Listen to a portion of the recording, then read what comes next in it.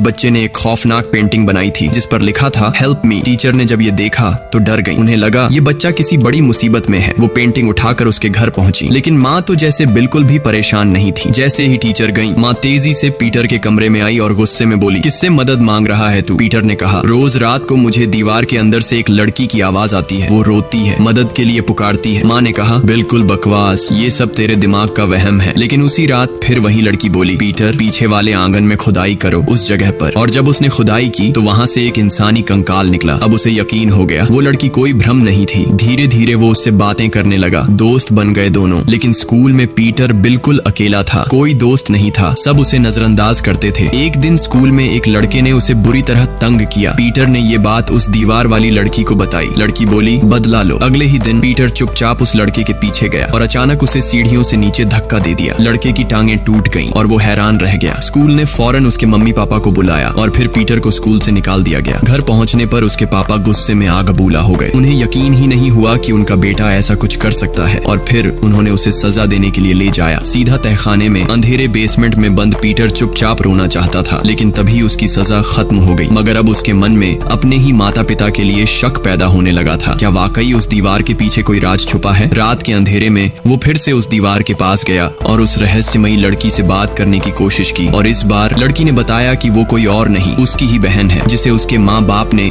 उसी दीवार के अंदर बंद कर रखा था। अचानक पीटर की नींद खुली। वो दौड़कर अपनी माँ को गले लगा लेता है, लेकिन ये सब तो बस एक सपना था। फिर भी उस सपने ने उसके मन में शक की गहराई और बढ़ा दी थी। अब वो चुपचाप अपने पेरेंट्स के बेडरूम में गया और टीचर को कॉल करने की कोशिश करने लगा, लेकिन तभी उसकी माँ पीछे से आ धमकी। गुस्से में पीटर को खींचती हुई उसके कमरे में ले गई, लेकिन जैसे ही उसने देखा कि दीवार में एक गड्ढा हो चुका है, वो सब कुछ समझ गई। अब सच्चाई सामने आ चुकी थी। उसने बिना कुछ कहे पीटर को उसके कमरे में बंद कर दिया। उस रात पूरा परिवार डिनर टेबल पर बैठा था, लेकिन पीटर एकदम चुप था। उसके पिता मजे से खा रहे थे। तभी उन्हें कुछ अजीब लगा। उन्होंने देखा कि पीटर ने तो एक निवाला भी नहीं लिया। तभी पीटर ने धीरे से कहा, आपने मेरी बहन को मारा था। उसके पिता का चेहरा सफेद पड़ गया। वो पेट पकड़कर जमीन पर गिर गए और खून उलटने लगे। माँ जब मदद के लिए फोन करने भागी तो देखा कि फोन लाइन तो पहले ही काट दी गई थी। अब वो चाकू लेकर पीटर की तरफ बढ़ी, लेकिन अगले ही पल वो भी झर का शिकार होकर सीढ़ियों से गिर पड़ी। उस रात एक मासूम लड़के ने अपनी बहन का बदला ले लिया। क्या आपको लगता है पीटर ने जो किया वो सही था? नीचे कमेंट जरूर करना।